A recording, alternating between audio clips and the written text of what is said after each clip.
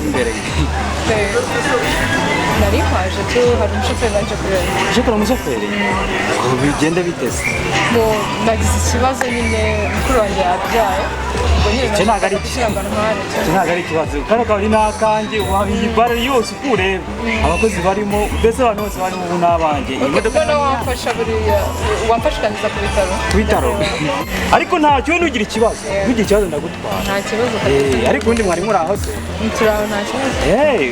birumvikana ubwo mwungutse nyine burya iyo abantu babyaye umuryango uba wiyongera cyane nanjye ko bitazagenda neza nk'uko ariko ndabona biri bandi bari ku modoka yacu se nta kibazo bite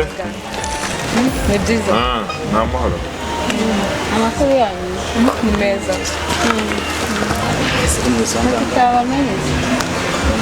tutamenye kandi mbona duhagarara impande y'imodoka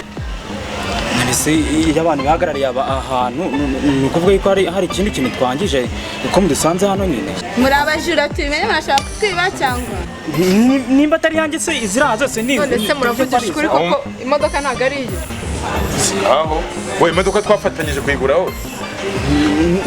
ako sheri twateka mutwe ko ku Kigali bagwiriye hari ikindi kintu nababwiye koko akasakaga umva sister boy niba ari na sheri wawe niba nakwiyemera simbizi twebwe tuje ku modoka yacu gufata amafaranga kugira ngo twishyure ibyo twanywereye sibyo twasanze mwaduteze sinzi niba mushaka kutwica situbizi bimeze bite ariko nta kintu twabatwara rwose imodoka ni yawe ese mana wowe wamushenze akoze koko mutangira ko